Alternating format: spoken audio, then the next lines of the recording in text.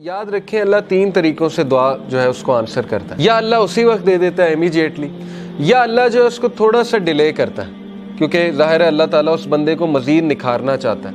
اللہ چاہتا ہے یہ میرے پاس آتا رہے، مجھ سے مانگتا رہے. یا اللہ اس کو اس کا رد بدل ایسا دے دیتا ہے کہ اس کو سکون آ جاتا ہے. اللہ تعالیٰ سے جب مانگنا ہے تو تگڑا بن کے مانگنا ہے، اتنا توکل، اتنا بلیف ہونا چاہیے. یہی تو مومن کی مثال ہے. مشرک کی مثال کیوں اللہ نے کہا ضعیف ہے مانگنے والا؟ کیونکہ اس کے ہارٹ میں ڈاؤٹس ہیں، اس کو مانگنا ہی نہیں آ رہا ہے، اس کو پتہ ہی نہیں ہے میں نے مانگنا کیسے. لیکن بلیور کے ہارٹ پہ اللہ تعالیٰ نے یقین طاری کیا ہوا ہے کہ وہ مانگنے والا بھی بہت اسٹرانگ ہے، اور جس سے مانگا جا رہا ہے وہ تو پھر اللہ ہے. اللہ سے جب مانگتے ہیں تو پھر 100% ہوپ کے ساتھ مانگتے ہیں. یہ دعا کے آداب میں شامل ہے.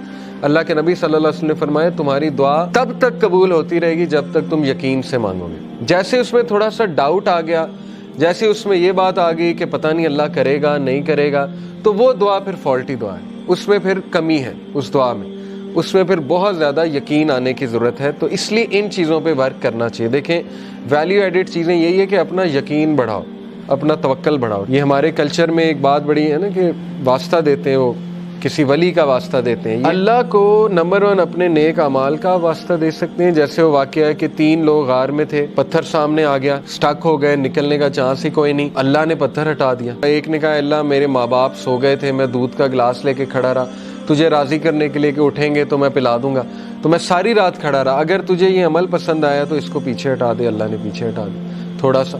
دوسرے نے کہا اللہ مجھے دعوت گناہ، میں گناہ کرنا چاہتا تھا، لیکن اس عورت نے جب میں انٹر ہونے لگا تو اس نے کہا اتق اللہ، اللہ سے ڈر جا، تو اس نے کہا میں ڈر گیا اللہ.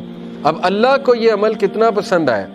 حالانکہ کوئی کہہ سکتا ہے کہ یار وہ تو پہلے سے گناہ کرتا آ رہا ہے، یہ کیا بڑی بات ہے، پیچھے ہٹ گیا. نہیں، اللہ کو یہی تو پسند آیا ہے کہ وہ میرے ڈر سے پیچھے ہٹ گیا. تو اللہ از آل اپریشیٹو، اللہ اپریشیٹ کرتا ہے. اللہ نے پتھر ہٹا دیا.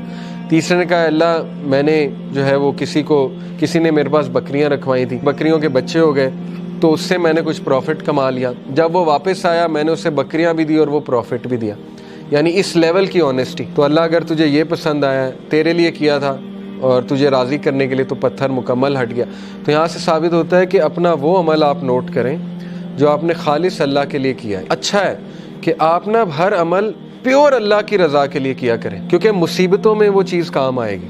ٹھیک ہے نا، جب آپ پہ مشکل وقت آئیں گے تو آپ وہ کوٹ کر سکتے ہیں. اس میں کوئی پرائیڈ نہیں ہے کوٹ کرنے میں، بلکہ یہ تو اچھی بات ہے کہ اب آپ اپنا ہر عمل میک شور کریں گے کہ وہ اللہ کی رضا کے لیے ہو، خالصتاً میں اللہ کو راضی کرنے کے لیے کروں. اور یہ کہ اللہ کے ایٹریبیوٹ سے اسے پکارا جا سکتا ہے، اللہ کو اس کے ناموں کا واسطہ دیا جا سکتا ہے. اے اللہ تو الجبار ہے، تو الفتاح ہے. الفتاح کون ہوتا ہے؟ راستے کھولنے والا. جب سارے راستے بند ہیں تو اللہ الفتاح ہے. تو یہ ہے اصل میں دعا کرنے کا طریقہ اور دعا کرنے کا آداب.